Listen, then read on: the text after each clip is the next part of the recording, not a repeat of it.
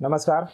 मी सर्वांचं स्वागत करतो हवामान अपडेट या आपल्या यूट्यूब चॅनलवरती. मी नेता जाधव. आपण पाहणार आहोत 7 फेब्रुवारीचा संपूर्ण महाराष्ट्र राज्याचा हवामानाचा अंदाज. सर्वप्रथम आज दिवसभराचा जर विचार केला, आज दिवस राज्यातला बहुतांश भाग जो असेल तो स्वच्छ आणि सूर्यप्रकाशित पाहायला मिळाला. याचबरोबर तापमानामध्ये हलकीशी वाढ पाहायला मिळाली. थंडीचा जर विचार केला, राज्यातली ही थंडी आता हळूहळू कमी झालेली पाहायला मिळते. जी थंडी काय लागते ती फक्त विदर्भाच्या उत्तर भागातील थोडी थंडी जाणवते, मात्र राज्याच्या इतरत्र भागामध्ये थंडी पूर्णपणे गायब झालेली पाहायला मिळते. याचबरोबर सध्याचे लेटेस्ट सॅटेलाइट इमेजनुसार जर आपण पाहिलं, उत्तर भारतामध्ये जो WD होता तो पुढे सरकून निघून गेलेला आहे. मात्र येणारा WD हा 8 तारखेला म्हणजे परवा दिवशी उत्तर भारतात येईल. याचबरोबर उत्तरेकडून उष्ण आणि कोरडे वारे जे आहेत ते थंडगार वारे हे दक्षिणला वाहतात.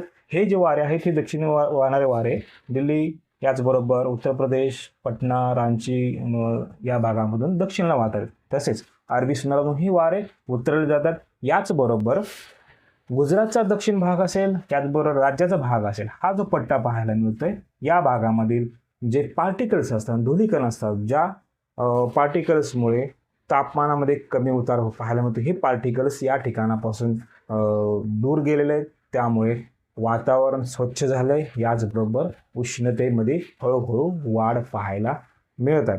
याचबरोबर वाऱ्याच्या सिस्टम प्रणालीबद्दल जर आपण विचार जर केला, जे काही वारं होतंय हे वारं उत्तर भारतामधून दक्षिणेला हे पश्चिम बंगाल मार्गे बंगालच्या उपसागरात जाते. याचबरोबर बंगालच्या उपसागरामधून हे वारं दक्षिणेला पाहायला मिळते. याचबरोबर जे काय पावसाची शक्यता आहे ती म्हणजे भारताच्या दक्षिण भागालाच पाहायला मिळण्याची शक्यता. म्हणजेच श्रीलंकाचा जो दक्षिण भाग असेल या भागामध्ये पाऊस आपल्याला येणाऱ्या काही दिवस पाहायला मिळतो. याचबरोबर देशभराचा दक्षिण भाग असेल, कन्याकुमारी, तमिळनाडू या भागामध्ये अजून 2-3 दिवस पावसाचं वातावरण निर्माण होणार नाही. मात्र 3 दिवसानंतर दक्षिण भारताचा दक्षिण असेल या भागामध्ये आपल्याला पाऊस पाहायला मिळू शकतो. याचबरोबर उत्तरेचा जर विचार केला, उत्तरेला WD पुढे सरकल्यानंतर येणारा WD 8 तारखेला हा या WDच्या प्रभावामुळे उत्तर भारताचा वरचा भाग असेल त्याच भागामध्ये आपल्याला हलक्या स्वरूपाचं ढगाळ वातावरण पाहायला मिळेल. याचबरोबर राज्याचा जर विचार केला, राज्याचाही गुजरात दक्षिण भाग असेल आणि मुंबई, ठाणे, पालघर, कल्याण, याचबरोबर नाशिकचा काय भाग असेल या भागामध्ये ही तापमान वाढ झालेली पाहायला मिळते. काही ठिकाणी 34 ते 36 डिग्री सेल्सिअस तापमान पाहायला मिळेल. सूर्यप्रकाश पूर्णपणे त्या ठिकाणी पाहायला मिळण्याची दाट शक्यता आहे. याचबरोबर राज्यामध्ये येणाऱ्या काही दिवस पावसाची शक्यता फार कमी आहे. तापमानाचं पाहिलं गेलं तापमान हळूहळू वाढ आपल्याला पाहायला मिळते.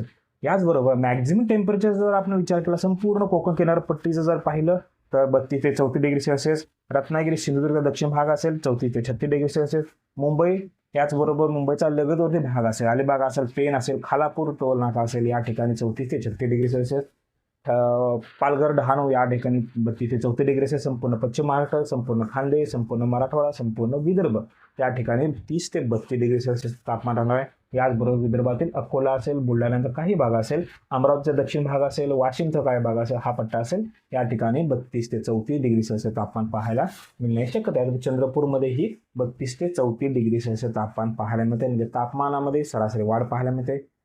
याचबरोबर कोकणाचे किनारपट्टी असेल या ठिकाणी किंवा मुंबई असेल या ठिकाणी गरमीमध्ये हळूहळू वाढ पाहायला मिळते.